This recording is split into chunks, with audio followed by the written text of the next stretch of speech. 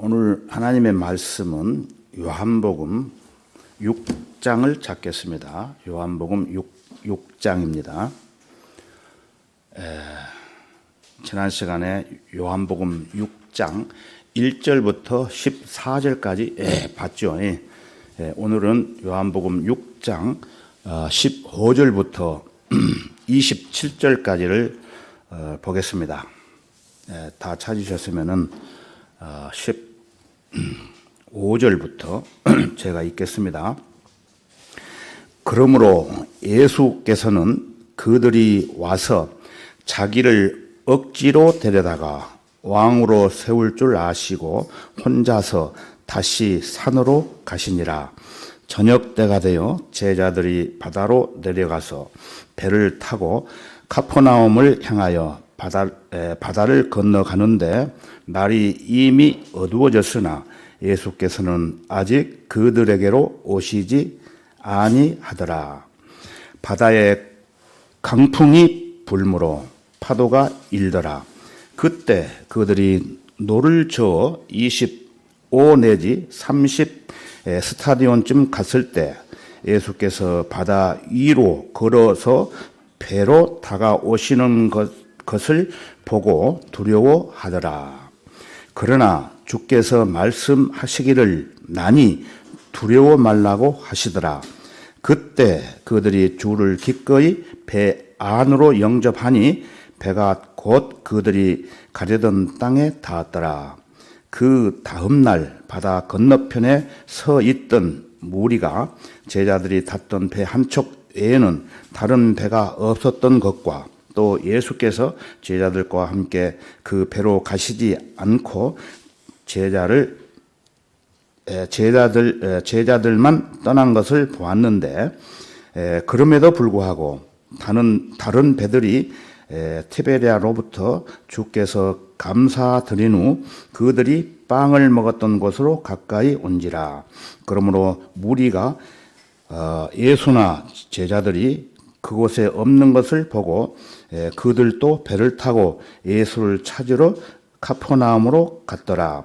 그들이 바다 건너편에서 주를 만나 말씀드리기를 랍비여 언제 여기에 오셨나이까 라고 하니 예수께서 그들에게 대답하시어 말씀하시기를 진실로 진실로 내가 너희에게 말하노니 너희가 나를 찾는 것은 기적들을 보았기 때문이 아니라 빵을 먹고 배부른 까닭이라.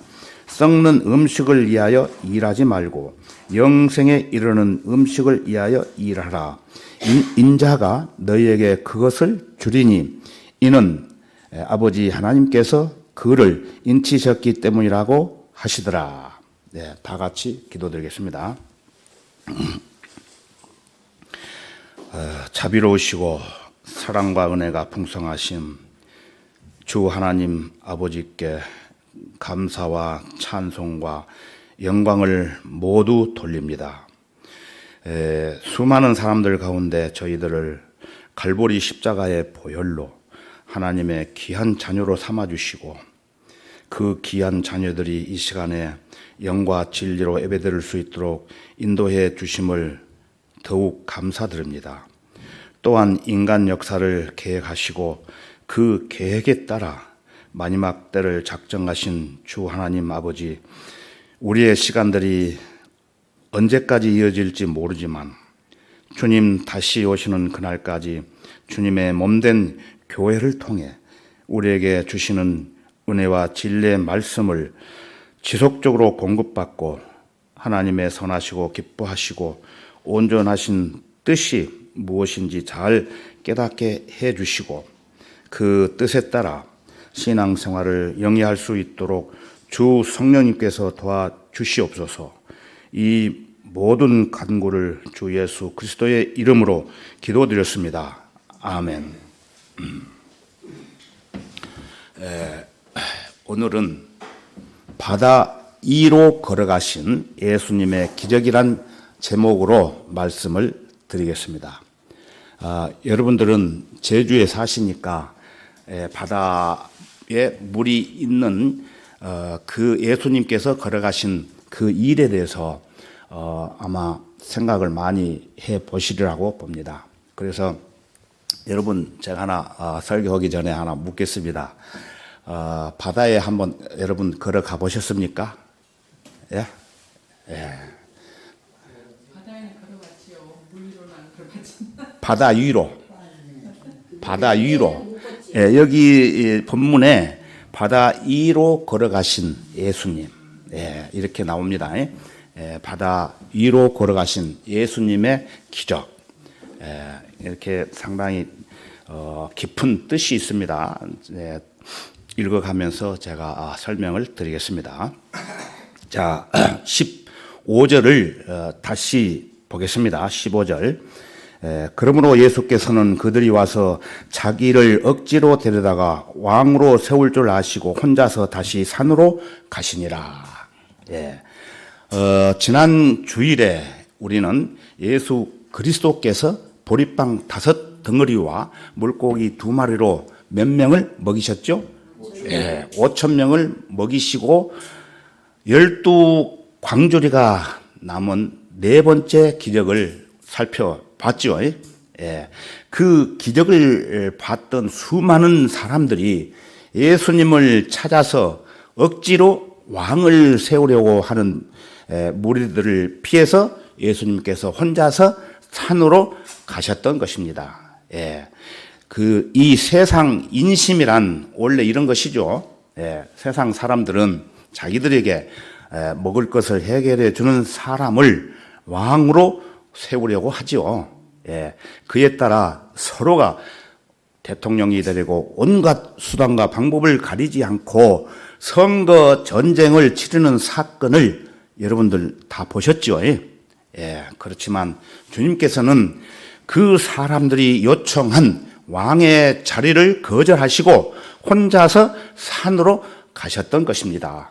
예, 오늘날 수많은 사람들은 왕의 자리에 어떻게 한번 앉아보려고 안달을 하지만 예수 그리스도께서는 그 왕의 자리를 거절하시고 성경이 이루어지게 하시기 위해 그 삶을 어떻게 경영해 나가시는지를 주목해 볼 필요가 있습니다.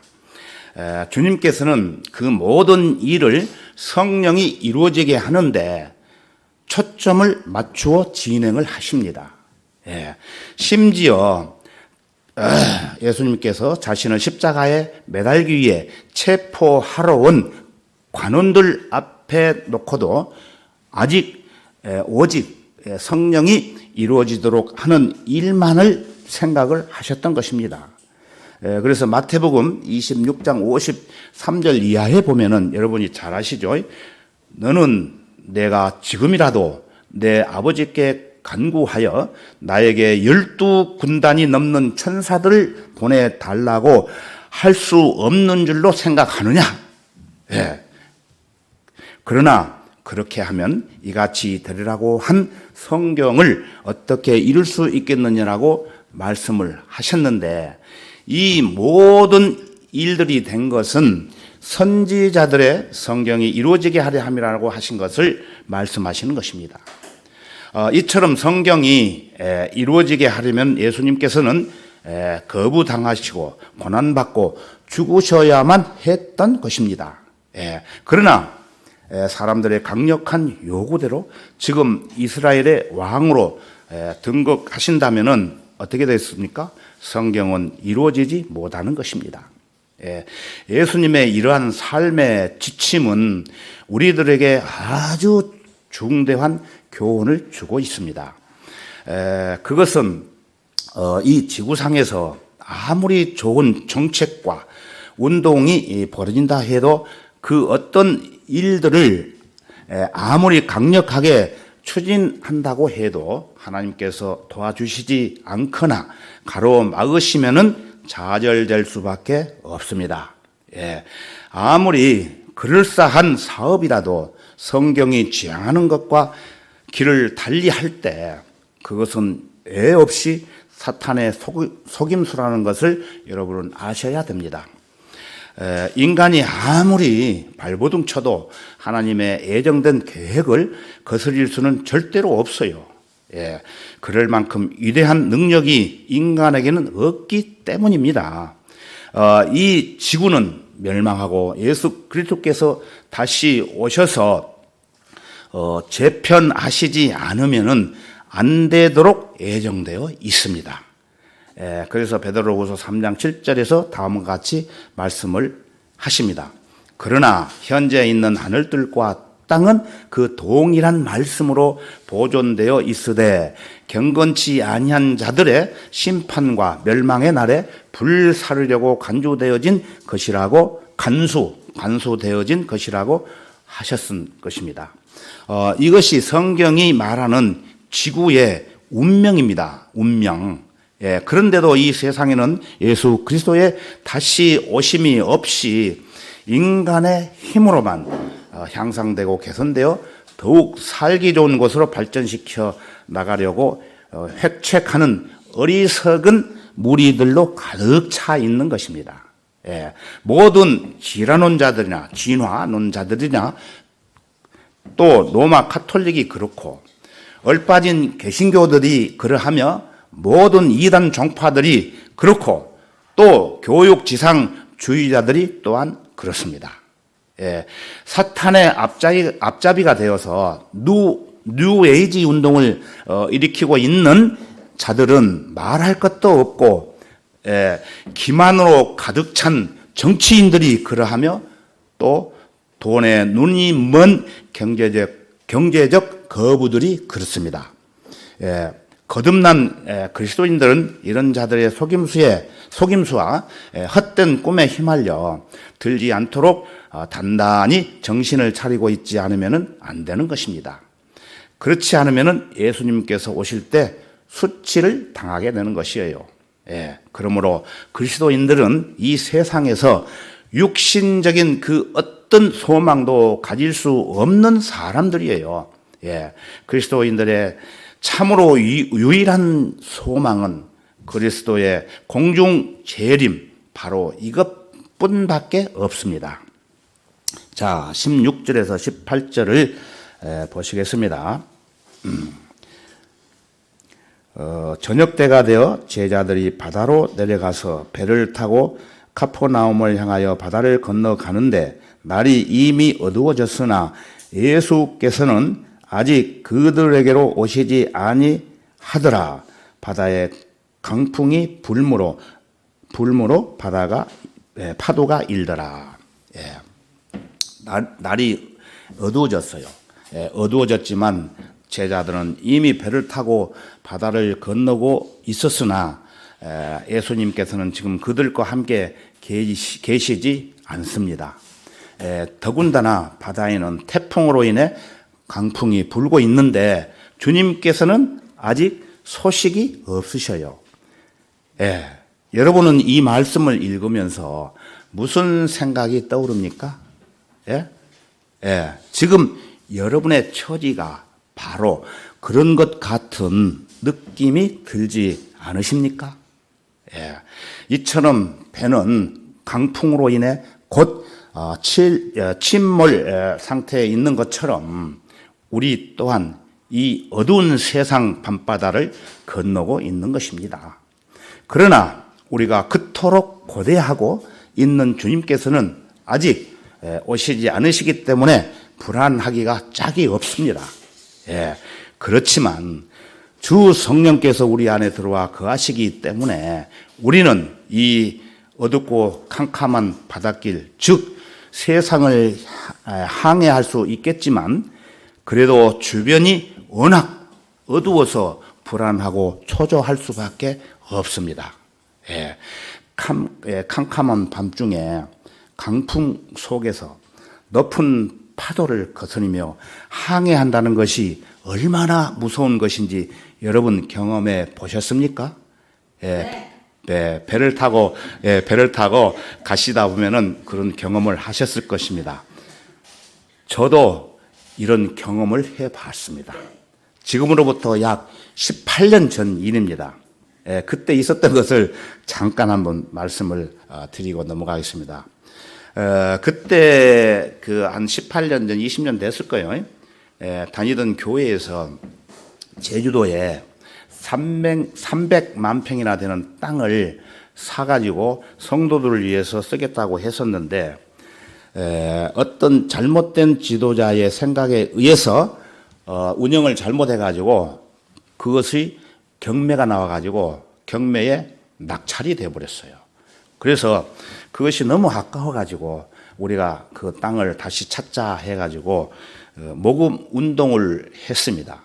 그래서 거기에 제가 앞에 서가지고 마이크를 잡고 전국을 한 6개월 동안 돌아다니면서 농장 찾기 운동을 했던 것입니다. 그래서 그 일환으로 수원교회에서 그 모임이 있다고 해서 참 가기가 싫었어요. 근데 전화가 와가지고 제발 와서 간증을 좀 해달라고 해서 그때 맞이 못해가지고 갔었는데 한 10명 정도 갔었죠. 우리 이영분 자매님 그때 가셨습니까? 네, 저만 멀면 안 했습니다. 아유, 그랬어요. 야, 대단하십니다. 예, 그때 배를 이제 타려고 그 초저녁에 타지 않습니까, 배를. 근데 태풍이 온다는 소식을 들었는데 아주 고요해. 바람이 없어. 그런데 배를 다 태우더라고요. 그러면은 그 관리인들이 태풍이 오니까 배를 안 태우고 안 띄워야 되는데 다 퇴근해버리고 우리가 배를 많은 사람들이 타고 이제 출항을 했어요. 했는데, 아이고, 12시가 넘어서 바람이 불며 광풍이 부는데, 아이고, 그래서 그때에 제가 엄청나게 고생을 많이 했습니다. 처음에는 아이고, 배 그까짓 거 타면은 가겠지. 하나님이 일을 하는데, 그렇게 생각을 했지만은 막상, 파도가 강하게 불고 배가 흔들흔들하면서 그때 파도가 12m 정도 불었어요. 12m인가? 예?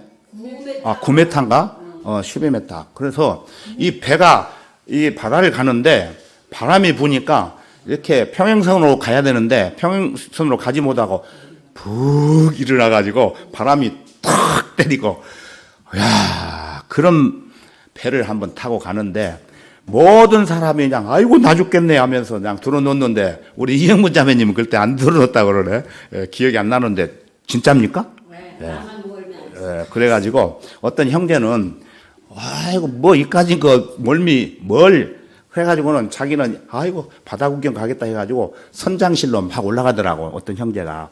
그래가지고 선장실에 이렇게 보다가는 아이고 죽겠네 하면서 내려와가지고 그냥 들어 넣어버리더라고. 예, 그러면서 그 바닥이 엉망진창이죠. 막 오바이트하고 막 화장실도 예. 그래서 그 형제는 지금 고인이 되었습니다. 전에 몇 년 전에. 그래서 그러한 이제 경험을 이렇게 해봤는데 원래는 한 10시에 그 수원 교회에 도착해서 간증을 하기로 했어요. 근데 파도 때문에 어떻게 됐습니까? 저녁 내 몸부림치다가 배가 가도 못하고 그 자리에서 꽂고 있었다가 주저앉고 또 꽂고 있었다가 주저앉고. 예. 왜 그러냐면 안전을 위해서. 그런데 배에서 안내방송이 나와요. 아이고 이제 살았구나 다 왔구나 했는데 그것이 아니고 여러분 배가 이제 바람이 강풍이 불지 않기 때문에 천천히 갈 수가 있습니다. 그래서 아이고 곧 도착하겠지 했는데 앞으로 10시간을 더 가야 됩니다. 다 온 시간이 넘었는데도 그래가지고 아이고 그래도 다행이다 죽지 않고 우리를 이렇게 데려다 주는 모양이다 해서 내려서 수원 교회를 갔는데 이미 예배와 또 간증과 농장 찾기 그런 얘기들은 다 끝나버리고 우리는 나중에 밥만 먹고 온 그런 기억이 납니다. 예. 그래서 그러한 경험을 했는데 그 당시 때에는 그 과정이 하나님의 일을 하는 걸로 알고 있었어요. 열심히 살았습니다. 아주. 예. 그랬는데 지금 와서 보니까 그때도 조금 느꼈지만은 그 세월호 그 파도에 의해서 몇 명이 죽었죠? 예, 엄청나게 죽었습니다.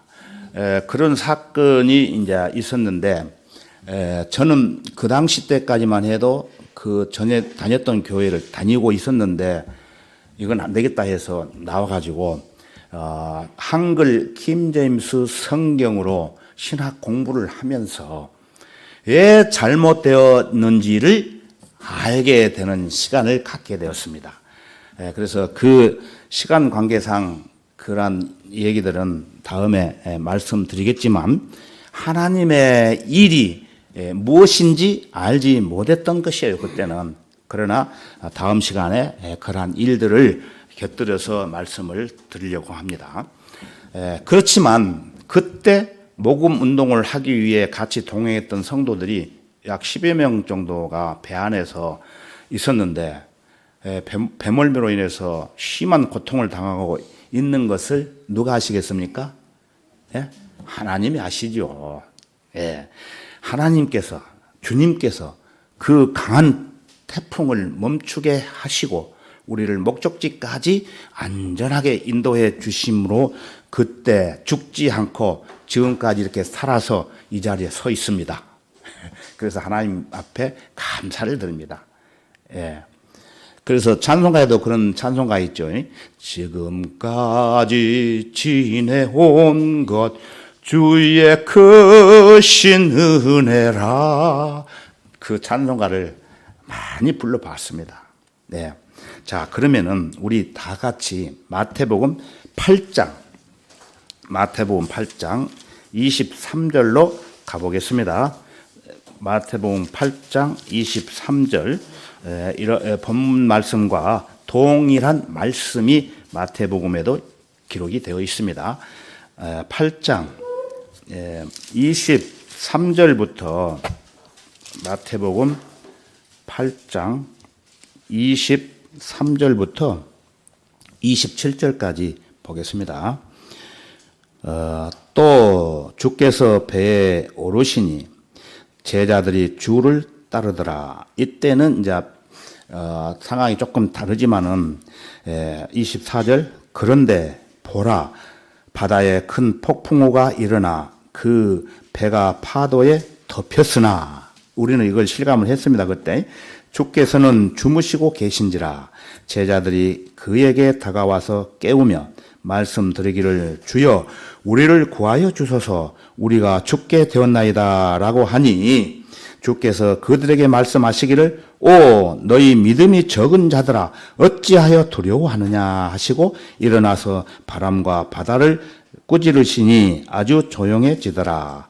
그 사람들이 놀라서 말하기를 이분이 도대체 누구시기에 바람과 바다까지도 그에게 복종하는가라고 하더라. 예. 이분이 도대체 누구시기에 바람과 바다까지도 그에게 복종하는가라고 언급되어 있는데 이분은 누구시죠? 예, 예수님. 주님이시죠. 예, 그래서 이처럼 주님께서는 그 배에 타고 있던 제자들을 돌아보심과 같이 하나님의 귀한 자녀들을 그 강한 태풍으로부터 보호해 주셨다고 저는 믿습니다. 네. 이처럼 주님께서는 바람과 바다에 대한 권세뿐만 아니라 죽음에 대한 권세까지도 가지고 계신 분이십니다. 예. 자, 18절에서 19절을 한번 저 본문 말씀 다시 가겠습니다. 요한복음 6장이죠. 본문 말씀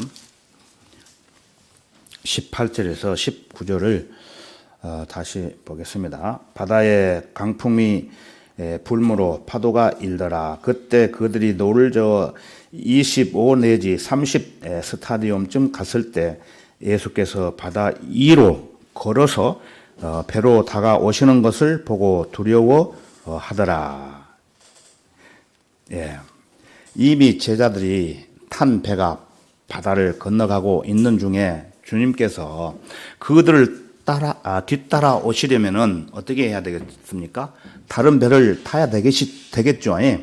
그런데 바다에 강풍이 불므로 파도가 일더라 이렇게 되어 있어요. 그래서 제자들은 예수님이 오시라고 생각을 안 했죠. 강풍이 불어오므로 제자들은 무서워만 했습니다. 예수님께서 배를 타고 오시라고는 꿈에도 생각지 못했던 것입니다. 그런데 그때 예수님께서 바다 위로 걸어서 배로 다가오시는 것을 본 제자들은 두려워했어요.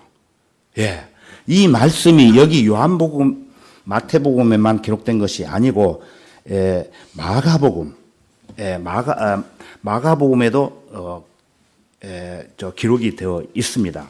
그래서 그 마가복음 우리가 한번 읽어볼까요? 마가복음 6장 47절, 마태마가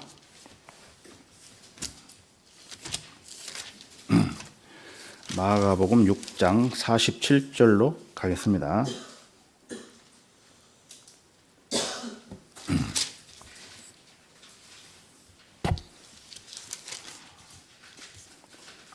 (47절부터) (51절까지) 보겠습니다. 47절 저녁이 되니 배는 바다 가운데 있으나 주께서는 육지에 홀로 계시더라. 그때 바람이 거슬려 불므로 주께서는 제자들이 젖느라 애쓰는 것을 보시고 밤 사경쯤 되어 바다 위를 걸어 제자들에게로 와서 그들을 지나쳐 가려고 하시더라. 그러나 그들은 바다 위로 걸어오는 그를 보고 유령인가 생각하여 소리 지르니 이는 그들이 모두 주를 보고 불안해함이더라. 그때 주께서 곧 그들과 말씀을 나누셨는데 말씀하시기를 기운을 내라. 나니 두려워 말라고 하시고 그들에게로 가서 배에 오르시니 바람이 그치더라. 그러자 그들은 속으로 너무 놀라서 귀히 여기더라. 그때 주님께서 곧 그들과 말씀을 나누셨다고 하시죠. 그러면서 기운을 내라. 기운을 내라. 나니 두려워 말라고 하시고 그들에게 가서 배에 오르시니 어떻게 되었습니까? 바람이 그치게 되었던 것입니다. 기운을 내라. 나니 두려워 말라고 예수께서 제자들에게 마태복음과 마가복음에서 똑같이 말씀을 하셨죠. 그런데 사도 바울도 기운을 내라, 기운을 내라. 주님의 말씀을 인용하고 있습니다. 한번 찾아볼까요? 사도행전 27장으로 가겠습니다. 사도행전 27장입니다.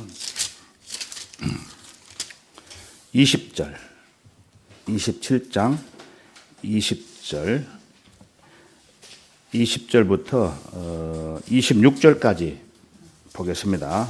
사도행전 27장 20절부터 26절까지 제가 읽겠습니다. 여러 날 동안 해와 별들이 보이지 않고 적지 않은 풍랑이 우리를 몰아치니 우리가 구조될 소망이 모두 사라져 버리니라. 여러 날을 먹지 못한 뒤에 바울이 그들 가운데 서서 말하기를 여러분이 내게 경청하고 크레데를 떠나지 아니하였으면 이와 같은 타격과 손실을 입지 아니하였으리라. 이제 내가 여러분에게 권하는 것은 기운을 내라는 것이라. 여러분 가운데 생명에는 아무런 손상이 없을 것이요 단지 배만 상하게 될 뿐이라. 내가 속해 있고 또 내가 섬기는 하나님의 천사가 간밤에 내 곁에 서서 말하기를 바울아 두려워 말라. 내가 반드시 카이사 앞에 서야 하리라. 그러므로 보라 하나님께서는 너와 함께 항해하는 모든 사람들을 너에게 주셨느니라고 하였느니라. 그러므로 여러분이여 기운을 내라. 나는 하나님을 믿나니 나에게 말씀하신 그대로 되리라. 그러나 우리가 어떤 섬에 닿게 되리라고 하더라. 예, 이거는 설명을 안 드려도 내용을 잘 아시겠죠. 그래서 이제 내가 바울이 말씀하시기를 여러분에게 권하는 것은 기운을 내라는 것이라. 내가 섬기는 하나님의 천사가 간밤에 내 곁에 서서 말하기를 바울아 두려워 말라. 하나님께서는 너와 함께 항해하는 모든 사람들을 안전하게 지켜주실 것이다. 예, 나는 하나님을 믿나니 나에게 말씀하신 그대로 되리라. 예, 저와 여러분도 이 바울처럼 하나님을 믿으니 두려워하지 말고 기운을 내라. 그러면 모든 일들을 예수님께서 지켜주신다는 약속의 말씀이기도 합니다. 예. 방금 전에 우리가 마태복음 8장에서 보신 바와 같이 주께서 그들에게 말씀하시기를 오 너의 믿음이 적은 자들아 어찌하여 두려워하느냐고 하시고 일어나서 바람과 바다를 꾸짖으시니 아주 조용해지더라. 예, 이 말씀처럼 우리들은 믿음이 적은 자가 되지 말아야 되겠죠. 예, 자 본문 말씀 요한복음 6장 19절로 다시 가겠습니다. 19절부터 20절 보겠습니다. 다시 19절 그때 그들이 노를 저어 25 내지 30 스타디온쯤 갔을 때 예수께서 바다 위로 걸어서 배로 다가오시는 것을 보고 두려워하더라.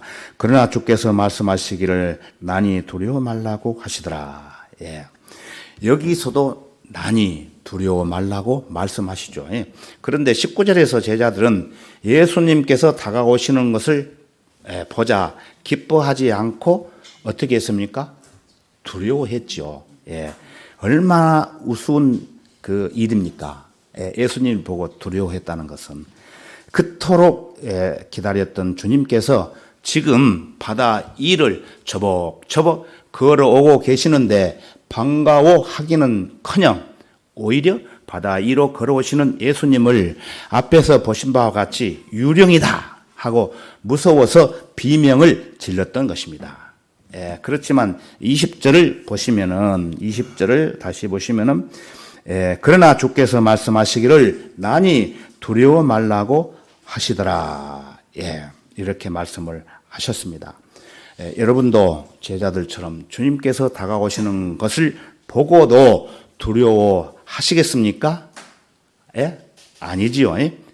주님께서는 나니 두려워 말라고 하시기 때문에 저와 여러분은 어떠한 어려운 일이 있을지라도 두려워해서는 안 되는 것입니다. 이처럼 어두운 밤 풍랑을 뚫고 여러분이 계속 노를 저어갈 때 주님께서 여러분을 고와 같이 그냥 버려두시지 않고 여러분에게 다가오신다는 것을 잊지 마시기를 바랍니다. 그러므로 여러분은 주위 환경에 짓눌려 겁을 먹어서는 안 돼요. 여러분이 혹 고난을 당하는 일이 있어도 하나님께서 여러분을 아들로 대우하셔서 의도적으로 주시는 징계도 있습니다. 우리 다 같이 히브리서 12장으로 한번 가보겠습니다.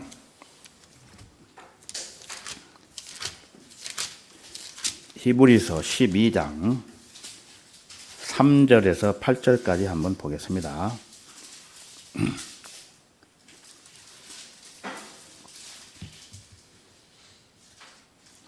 12장 3절에서 8절까지 보겠습니다.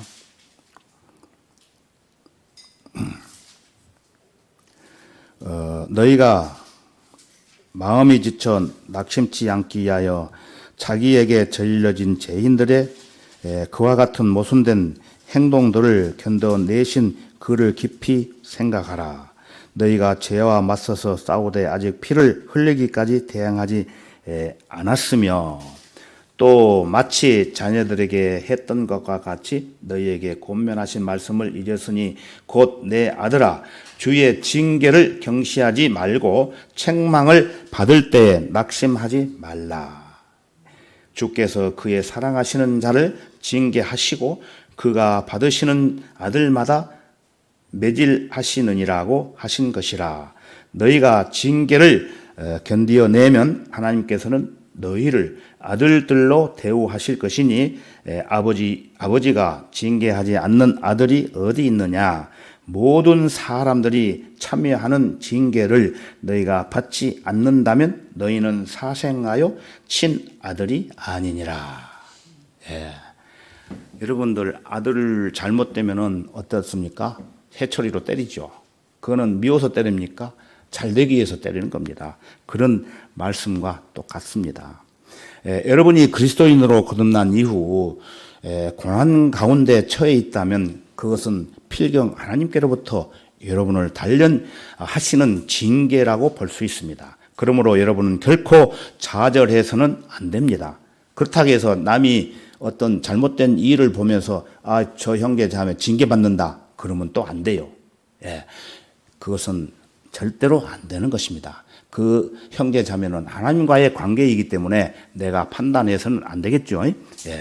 결국 주님께서는 난이 두려워 말라고 말씀하시며 분명히 여러분에게 다가오실 것입니다. 자, 오늘 본문 말씀 요한복음 6장 21절로 다시 가겠습니다. 요한복음 6장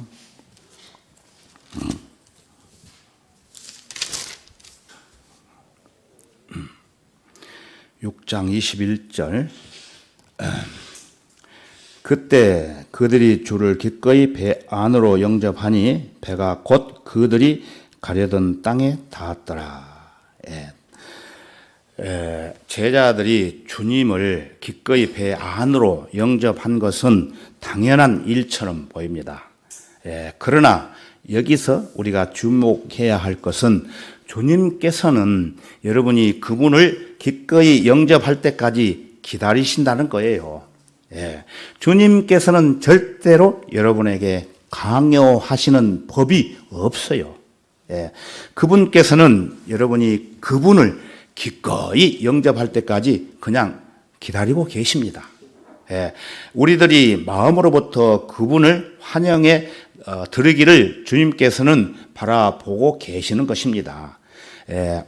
여러분이 그분을 기꺼이 배 안으로 영접하는 순간 어떻게 되었습니까? 21절 다시 보실까요? 그때 그들이 주를 기꺼이 배 안으로 영접하니 배가 곧 그들이 가려던 땅에 닿았더라. 영접할 때에 우리가 가고 싶은 목적지까지 예수님께서 같이 가신다는 말씀이에요. 이 구절은 특히 주님께서 공중 재림하실 때 성도들의 휴거를 암시하고 있는 말씀입니다. 우리가 나중에 휴거한다고 그랬죠. 그때까지 주님께서 같이 함께 하신다는 내용이 되겠습니다. 그들이 가려던 땅에 닿았더라. 주님께서 다시 오실 때 여러분이 기다렸던 땅에 닿을 것입니다. 그런데 여기서 또 한 가지 눈여겨볼 것은 주님께서 나타나셨는데도 강풍이 먹고 파도가 잔잔했다는 언급이 없다는 것입니다. 21절에. 그러나 마태복음 14장 32절에서는 둘이서 배에 오르니 누구가 올랐죠? 둘이서 배에 오르니 예수님과 베드로죠. 물에 빠진 베드로를 이제 빠졌으니까 올랐죠. 바람이 그치더라고 말씀하셨어요. 그런데 옛날에 한 30년 전에 어떤 설교하는 지도자라고 하는 그 사람 그 설교를 요한복음 이 설교를 수없이 들었습니다.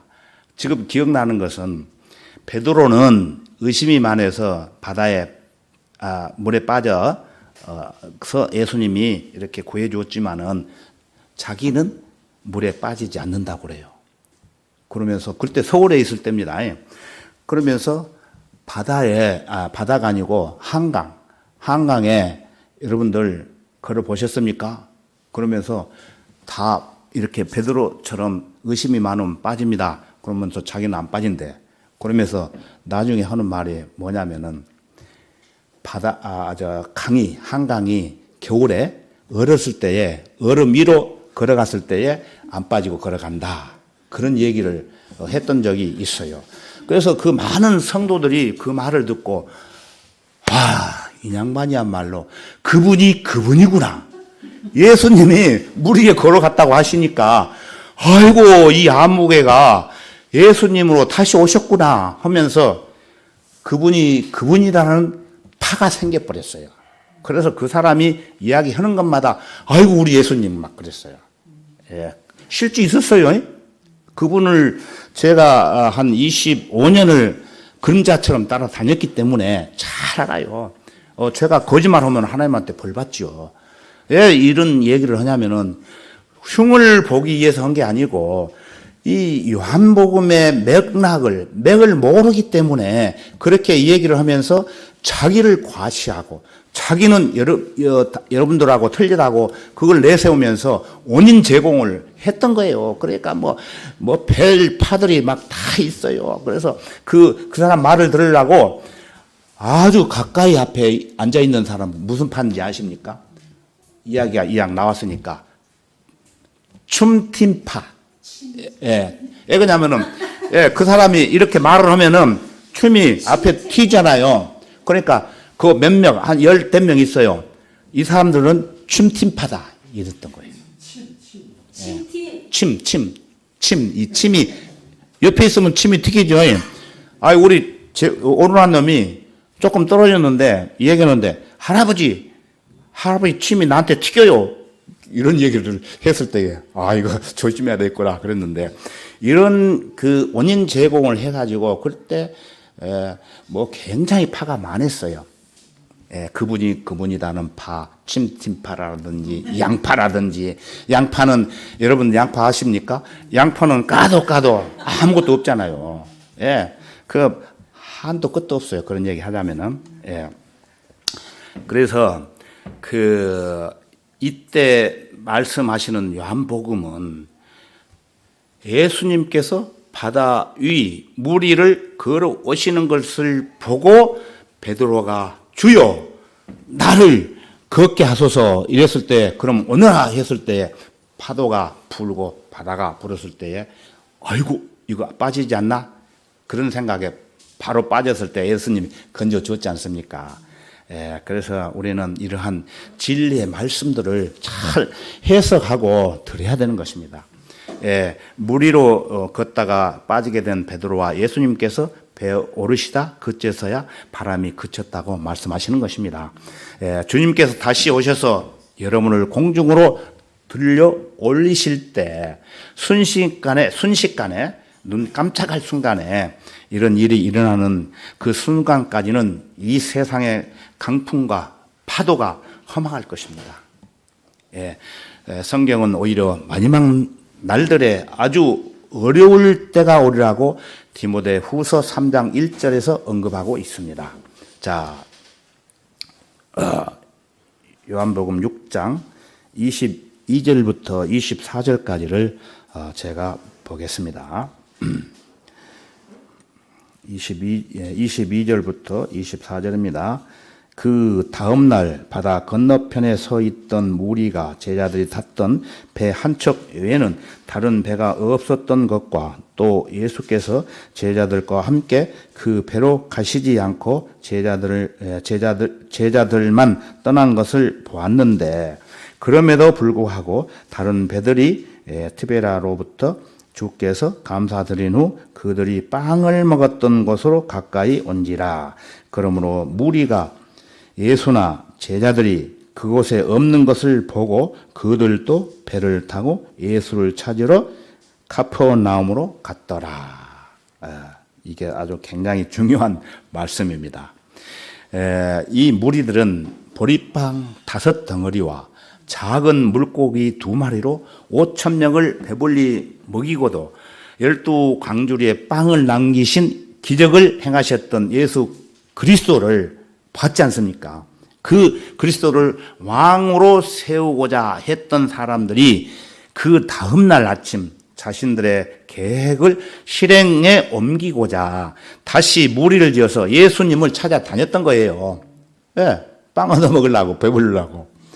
그들이 본 것은 예수 그리스도께서는 혼자 산으로 가셨다는 것과 또 제자들만 배를 타고 바다를 건너 카퍼나움으로 갔다는 사실뿐이었습니다. 그러나 아무리 찾아도 예수님께서는 온데간데 없으시며 분명히 지난 밤 배를 타고 카퍼나움으로 건너간 사람들은 예수님의 제자들 뿐이었고 예수님께서 그 배에 타시지 않는 것을 틀림없는 사실이었는데 그렇다면 그분께서는 필경 또 다른 기적적인 방법으로 혼자 바다를 건너 가신 게 아닌가 하고 짐작만 했었지만 그런데 짐작만 했던 것이 사실로 드러나게 되었죠. 예수 그리스도께서는 물 위를 걸어서 바다를 건너 가시다가 제자들이 타고 가던 배를 바다 한 중간에서 만나셨고 그 배에 오르셨습니다. 예수님을 찾는 데 허탕친 사람들은 배를 타고 카퍼나움으로 건너가 예수님을 계속 찾아보기로 했던 것입니다. 자, 5절을 보시겠습니다. 25절. 그들이 바다 건너편에서 주를 만나 말씀드리기를 랍비여 언제 여기에 오셨나이까 라고 하니 사람들은 마침내 카퍼나움으로 건너와 예수님을 찾아내는데 성공을 합니다. 그들은 어떻게 여기에 오셨나이까 하고 물은 게 아니라 언제 여기에 오셨나이까 하고 물었던 겁니다. 그러면 26절을 한번 보실까요? 26절. 예수께서 그들에게 대답하시어 말씀하시기를 그 대답을 하시지 않습니까? 질문에 25절 질문에 진실로 진실로 내가 너희에게 말하노니 너희가 나를 찾는 것은 기적을 보았기 때문이 아니라 빵을 먹고 배부른 까닭이라. 예수님이 그 사람들의 심정을 쿡 찔러버리죠. 뜨끔했을 거예요. 그 당시 때요. 예수 그리스도께서는 사람들의 심정을 꿰뚫어 보십니다. 이렇게 너희가 나를 찾는 것은 기적을 보았기 때문이 아니고 이렇게 말씀을 하시는데 이 말씀의 뜻은 내가 하나님의 아들임을 너희가 깨달아서가 아니라 빵을 먹고 배부른 까닭이라고 말씀하시는 내용입니다. 그러나 예수 그리스도께서는 누구십니까? 하나님의 아들이셨습니다. 사람들은 그분께서 행하신 그 엄청난 기적을 보고도 그분이 메시아시오 하나님의 아들심을 깨닫지 못했던 것입니다. 그들은 예수 그리스도를 단순히 유능한 어떤 지도자쯤으로밖에 보지 못했던 거예요. 우리가 15절에서 살펴본 바와 같이 백성들은 자기들을 배불리 먹여줄 수 있는 왕을 원했던 것인데 예수 그리스도께서는 보리빵 5 덩어리와 작은 물고기 2마리로 그들을 배불리 먹으셨던 것만 생각을 했던 것입니다. 그들은 그분께서 자신들을 먹이셨다는 사실에만 관심이 있었고 그분께서 어떻게 먹이셨는가에 대해서는 관심이 없었지요. 이것이 세상 사람들의 일반적인 마음가짐이에요. 그들은 다시 말하면 영적인 것에는 관심이 없었고 물질적이고 육신적인 것에만 관심을 갖게 되어 있었던 것입니다. 사람들이 예수 그리스도를 왕으로 모시고자 하는 것은 그들이 이 땅에서 육신적으로 행복하게 잘 사는 것에만 매달려 있기 때문이지 그분을 통하여 영이 살고 영이 거듭나죠. 혼이 구원을 받고 영생을 얻고자 열망하기 때문이 아니라 누가복음 12장에 가서 보면은 또 제자들에게 말씀하시기를 그러므로 내가 너희에게 말하노니 너희 목숨을 위하여 무엇을 먹을까? 또 몸을 위하여 무엇을 입을까? 염려하지 말라. 목숨이 음식보다 중요하며 또 몸이 의복보다 중요하니라. 그러시면서 야, 저 날아가는 까마귀들을 생각해 보라. 그들은 뿌리거나 또 거두지도 않으며 저장고나 곡간에도 없지만 하나님께서는 그들을 먹이시느니라. 너희는 그 새들보다 얼마나 더 귀하느냐. 너희는 무엇을 먹을까 무엇을 마실까 구하지도 말고 마음에 의심하지도 말라. 이 모든 것은 세상의 민족들이 구하는 것이요 너희 아버지께서는 너희에게 이런 것이 필요한 줄 아시느니라. 오히려 너희는 하나님의 나라를 구하라. 그리하면 이 모든 것이 너희에게 더하시리라. 즉 육신적인 마음에 사로잡혀 살지 말고 하나님의 영광을 위해 살아가면 축복해 주신다는 말씀입니다. 그러나 오늘날 그리스도인들이라고 하는 사람들 가운데서도 수많은 사람들이 하나님께 예배를 드린다고 하면서도 그분께 영과 진리로 경배하는 것이 아니라 세상의 복을 얻으려고 비열한 욕심에서 교회를 다니는 사람들이 허다합니다. 그래서는 안 되겠죠. 여러분들은 그런 사람이 없습니다. 자, 27절을 보겠습니다.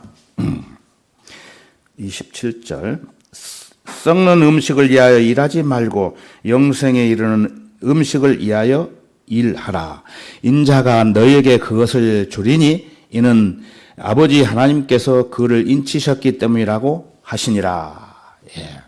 이 구절은 오늘날 소위 복지국가를 만들어서 백성들이 하루 세 끼 배불리 먹을 수 있는 사회를 건설하려고 허황된 꿈을 꾸는 모든 현대 국가 지도자들이나 또는 정치인들이 한 번쯤 반드시 숙고해 보아야 할 말씀입니다. 세상 사람들은 썩는 음식, 즉 물질적인 부와 육신적인 풍요만을 갈구하고 이것을 알고 있는 정치가들은 백성에게 이것을 약속하며 온갖 수단과 방법을 가리지 않고 그저 권력을 유지하려고 합니다. 그렇지만 그 사람들이 약속한 대로 성공한 정치가는 제가 봤을 때 한 사람도 찾아볼 수 없었고 앞으로도 없을 것입니다. 이제 적 그리스도가 나타나면 그 역시 이것을 약속하며 세계 위에 군림하게 될 것입니다. 적 그리스도가. 그리고 세계 인류는 또 한 번 그에게 크게 속게 될 것입니다. 그러나 우리 주 예수 그리스도께서는 영생에 이르는 음식을 주시겠다고 말씀을 하십니다. 영생에 이르는 음식. 인자가 너희에게 그것을 주리니 이는 아버지 하나님께서 그를 인치셨기 때문이라. 아버지 하나님께서 예수 그리스도를 인치셨다는 것은 무슨 뜻일까요? 인치시다라는 말은 신원 또는 신분이나 어떤 사실을 증명한다는 뜻이 있고 또는 확인한다 또는 신임한다, 제가한다라는 뜻이 있어요. 그러니까 하나님 아버지께서 예수 그리스도를 인치셨다는 말씀은 하나님께서 그분의 신분을 증명해 주셨고 신임하셨다는 말씀이에요. 예수 그리스도께서 침례인 요한에게 침례를 받으신 후 그때 하늘에서 한 음성이 들려왔었지요. 이는 내 사랑하는 아들이요 그 안에서 내가 매우 기뻐하노라. 그리고 변형산에서도 같은 일이 있었죠. 이는 내 사랑하는 아들이요 그 안에서 내가 기뻐하노니 너희는 그의 말을 들으라. 예수님께서 친히 예수 그리스도의 신분을 증명해 주셨고 너희는 그 말을 들으라. 그분의 말씀을 제가해 주셨어요. 이것이 바로 하나님 아버지께 인치셨다는 뜻입니다. 아버지 하나님께서 인치셨다는 뜻이에요. 지금 예수 그리스도께서는 이 사실을 사람들에게 환기시켜 주시고 자신이 하나님의 아들이시오 인간의 육신을 입고 오신 인자이심을 밝히시면서 친히 자신의 신분을 재확인해 주시는 것이며 자신이 행하시는 기적들이 하나님으로부터 권위와 능력에서 나온다는 것을 증명해 주고 계십니다. 예수 그리스도께서는 하나님 아버지로부터 성령과 능력으로 기름 부음을 받으셨습니다. 하나님께서는 나사렛 예수께 성령과 능력으로 기름 부어 주셔서 그분이 두루 다니시면서 선한 일을 행하시며 마귀에게 억압받는 모든 자를 치유하셨으니 이는 하나님께서 그분과 함께 계심이라고 사도행전 10장 38절에서 말씀하셨습니다. 자, 이제 결론을 맺겠습니다. 오늘 본문 말씀 요한복음 6장 23절을 잠깐 다시 보겠습니다. 6장 24절 그러므로 무리가 예수나 제자들이 그곳에 없는 것을 보고 그들도 배를 타고 예수를 찾으러 카퍼나움으로 갔더라. 여기서 예수님을 찾는 것으로 묘사된 사람들은 매우 천박하고 이기적인 동기로 예수님을 찾고 있었습니다. 그들은 예수님의 은혜로운 말씀도 아니며 예수님의 손에서 받은 은혜의 감사를 표하기 위해서도 아니며 단지 무엇입니까?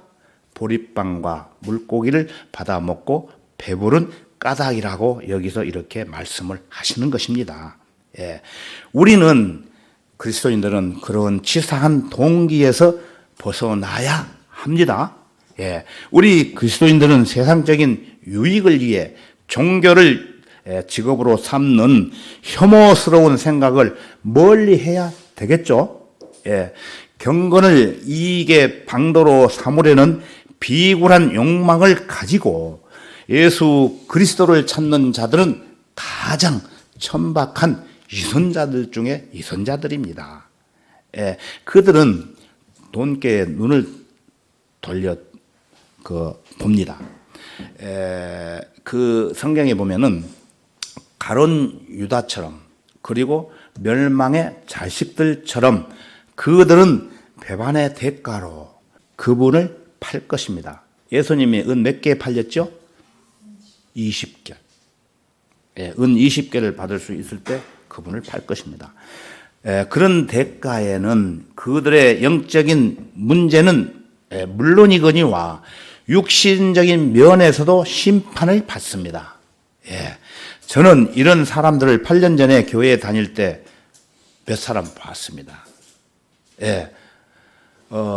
육지에 있는 어떤 교회인데 아주 인원도 많고 헌금이 많은 그런 교회인데 돈에 눈이 멀어가지고 우리는 헌금함이 여가 있지만은 그 헌금함이 한 곳에 있는데 그곳에 가서 이 사람이 돈을 훔쳤는데 몰랐어요. 그래서 헌금이 자꾸 없어지는 것을 알고 그 교회 측에서 뭐를 달아놨어요? CCTV에 여러분 아시잖아요. 그걸 딱 달아놨어. 그래서 유심히 그걸 봤는데 어떤 사람이 아무도 없는데 싹 문을 열고 들어와가지고 그 헌금함을 이렇게 열어가지고 그 돈을 착취를 하는데 요령이 어떤 요령을 가지고 있느냐 하면은 예를 들어서 김영희 자매가 11조를 30만 원을 냈다 하면은 그 근거가 있지 않습니까? 그런데 그 근거가 없는 이름이 없는 11조나 헌금 봉투만 싹 이마에 뽑게 돼가지고 그것도 한 번도 아니고 여러 번 그런 그 구원받았다는 형제가 있었어요. 그래서 그걸 형제를 데려다 놓고 야 헌금이 없어지는데 이게 어떻게 된 건지 모르겠다. 그러니까 어이구 그래요? 그런 짓을 누가 합니까? 그 사람이. 그래서 그래가지고 야 여기 CCTV 달아놨어. 그러니까 그냥 어떻게 되겠습니까? 얼굴이 빨개져가지고 그런데 그런 자들은 교회 안에 두면 안 돼요. 근데 성인 회장이라는 사람이 자기 사람이라고 하고는 그냥 입 자크 잠가버리고 광고도 안 하고 교회에 나오도록 했던 그런 실질적인 교회가 있었어요. 또 우리 제주도 교회도 마찬가지예요. 교회에 그 헌금을 놔뒀는데 원래는 이 헌금을 하면은 그날 바로 2인 1조가 헌금 열쇠를 열고 그 저기를 해야 돼요. 메모를 하고 올려야 되는데 그 회계가 한 사람이 하면서 바쁘다 보니까 먼저 가. 그러니까 그걸 놔두고 헌금 한 통에다 헌금을 놔두고 가니까 그때 중학생인가 학생 하나가 그 헌금에 예? 초등학생이었는가요? 예, 그 헌금함에 이렇게 싹 들여다보고 헌금이 보이니까 어떻게 그를 훔쳤겠어요? 키가 없으니까 그것을 헌금함에다가 낚싯줄로 이렇게 딱 해가지고 헌금을 딱 내가지고 써. 근데 자기 부모들이 봤을 때에 굉장히 가난한 가정이었거든요. 그러면 그 애가 헌금이 돈이 어디서 나서 썼는지 아주 풍족하게 쓰고 하면은 물어보고 체크를 해야 될 거 아니에요. 근데 그 체크도 안 하고 했는데 나중에 보니까 그 형제 자매 아들이 초등학생이 그 돈을 훔쳐가지고 그렇게 썼어요. 그런데 제가 이제 어떤 그 일로 해서 뭐를 받느냐면은 그것을 말리지 못한 어린 초등학생이야. 이제 그렇다고도 할 수 있지만은 그 하나님의 돈을 도둑질한 자 아닙니까? 그러면은 구원 받은 지 몇십 년이 된 부모가 그건 놔두면 안 되잖아요. 큰일 나지 않습니까? 예, 혼내야 되는데 혼내지 않기 때문에 어느 날 차를 몰고 교통사고로 인해서 그 자리에서 즉사하는 그런 사람을 제가 봤어요. 전에 육지에서 그 돈을 훔쳤던 그 형제도 교통사고가 나가지고 반身불자가 돼가지고 움직이도 못하고 휠체어 타고 다니는, 죽지는 안 했어, 그 사람은. 예.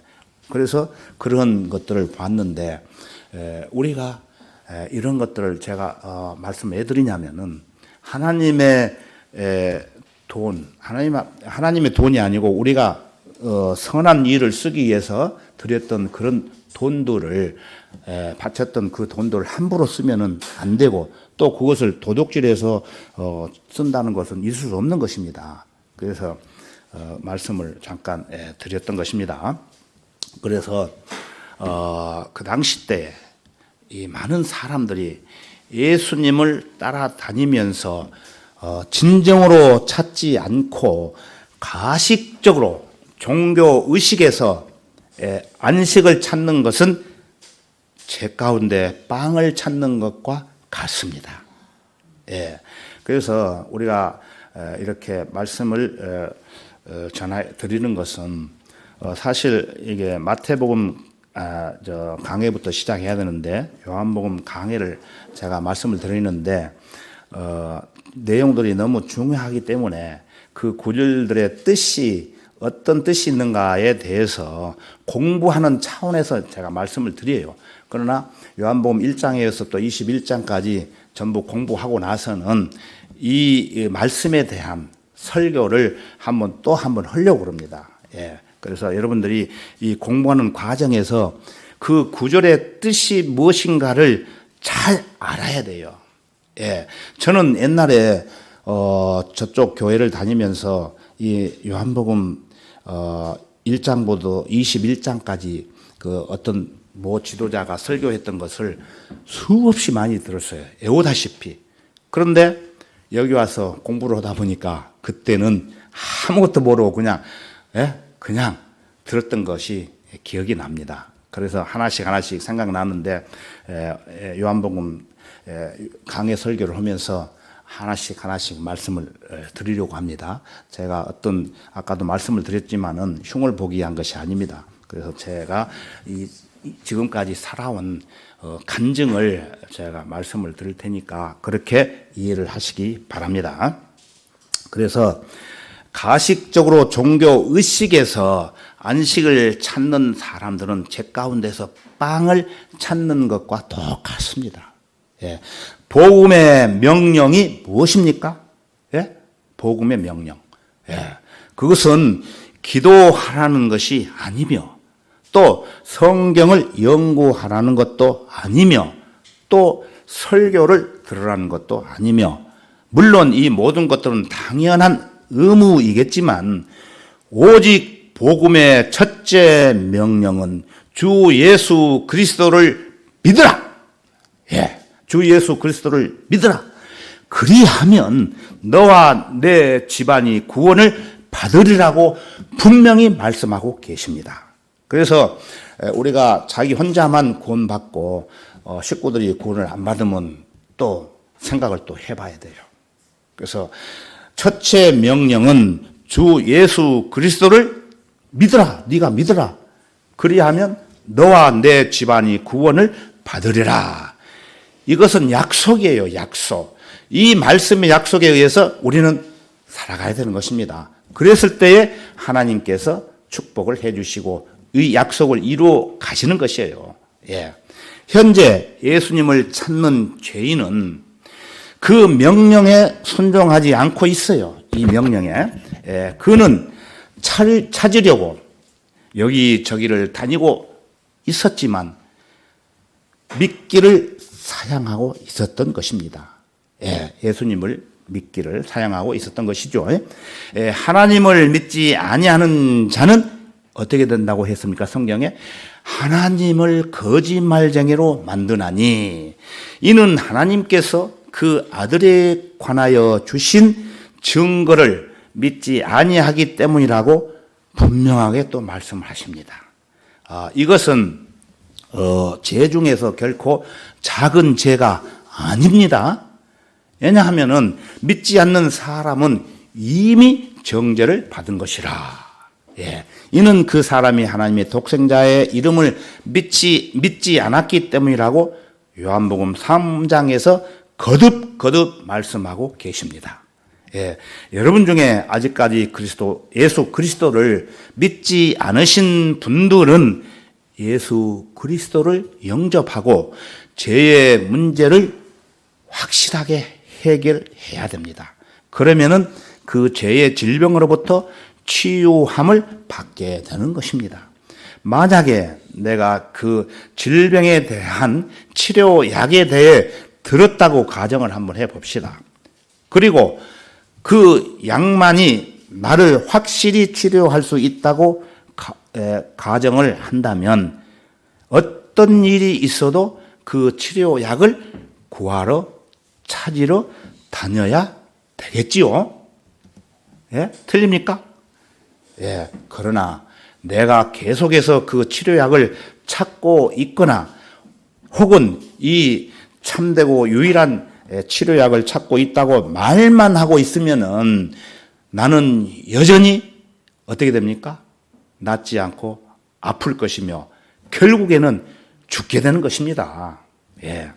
그 처방된 치료약을 찾아서 복용하지 않는다면은 누구든지 결코 그 병이 낫지 않는다는 것입니다. 그래서 찾는 것만으로는 충분하지 않습니다. 또 예수님은 무슨 비밀을 찾듯이 찾을 수 있는 분이 아니셔요. 예, 찾는 구원의 잔을 찾으셨다면 그 잔을 바라보지만 말고 그것을 들이키십시오. 예, 본인이 실제로 그것을 직접 섭취해야 합니다. 그거는 말씀이에요. 예, 예수님은 여러분 앞에 공개적으로 서 계십니다. 그분의 손과 발을 한번 보십시오. 또 찢어진 예수님의 옆구리를 자세히 살펴보십시오. 성경에 나오지 않습니까? 그리고 예수님을 바라보면서 그분을 어떻게 해야 됩니까? 믿으십시오. 예. 그러면 그때부터 예수님이 여러분의 구주가 되신다는 것입니다. 예. 이것이 구원받는 첫째 할 일이에요. 그 다음에 기도도 하고 예배도 드려야 되고 이 복음을 위해서 헌신 노력을 해야 되는 것입니다. 예.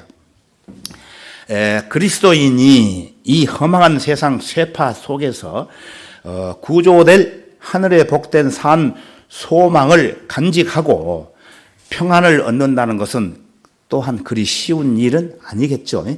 예, 살다 보면은. 하지만 주 예수 그리스도를 구주로 모신 그리스도인들은 구원을 받지 못한 세상 사람들과 달라요. 예, 분명히 다릅니다.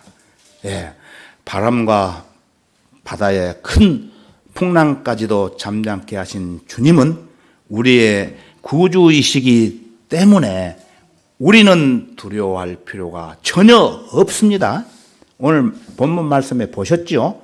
예, 주님은 우리를 언제 어디서나 항상 안전하게 지켜주실 것입니다.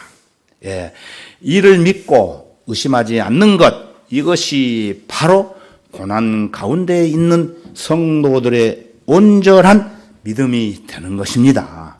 예, 오늘은 여기까지 하겠습니다. 다 같이 기도하겠습니다. 예, 참으로 감사하신 주 하나님 아버지, 오늘은 예수 그리스도께서 베풀어 주신 다섯 번째인 기적인 바다를 걸어가신 그 사실에 대해서 잠시 살펴봤습니다. 오늘 저희들에게 들려주신 말씀 중에 특히 어지럽고 죄악이 만연한 이 세상에서 사는 날 동안에 어떠한 어려움이 있을지라도 주님께서 말씀하시기를 난이 두려워 말라고 하신 그 말씀을 다시 한번 마음속에 간직할 수 있도록 도와주신 그 크신 은혜를 참으로 감사드리며 또한 썩는 음식을 위하여 일하지 말고 영생에 이르는 음식을 위하여 일하라고 하신 말씀을 우리 마음속 깊이 명심할 수 있도록 인도해 주심을 더욱 감사드립니다. 이 진리의 말씀들을 평생 잊지 않고 주님과 함께 살아가려고 합니다. 주 성령님께서 우리 모든 성도들에게 힘과 용기를 주시옵소서. 언제나 저희들을 안전하게 지켜주시는 주 예수 그리스도의 이름으로 기도하옵나이다. 아멘. 예. 우리 찬송가 한 장 부르시겠습니다. 찬송가 303장. 네, 303장을 부르시겠습니다. 주의 영원한 팔 의지해. 이 찬송 부르신 후에 제주 성경 침례교회 총무로 계시는 강영재님 나오셔가지고 지난달 결산 보고를 해 주시겠습니다.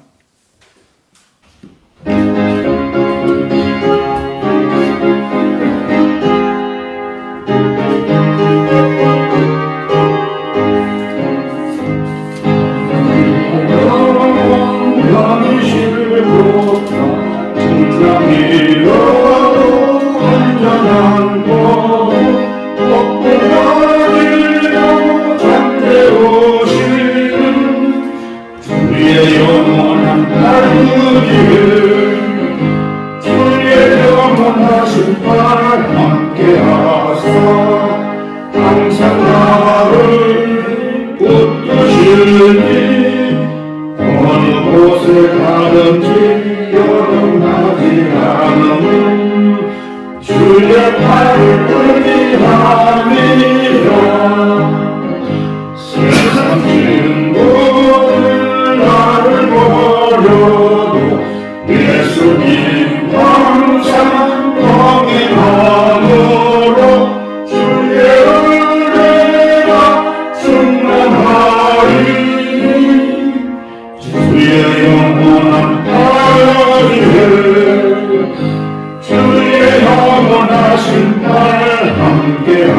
가서 항상 나를 붙드시니 어느 곳에 가든지 영원하지 않으면 주의 팔을 의지하리라. 나의 믿음이 연약해도 성령의 일한 힘을 주시며 믿게 할 때도 안보하시는 주의 영원한 아버지를 주의 영원하신 팔 함께 하사 항상 나를 붙드시니 어느 곳에 가든지 영원하지 않으면 주의 팔을 의지하리라. 능치 못할 것 주께 없으니 나의 일생을 주께 맡기며 나의 모든 짐 대신 지시는 주의 영원한 팔지를 주의 영원하신 팔 함께 하사 항상 나를 붙드시니 어느 곳에 가든지 영원하지 않은 주의 팔을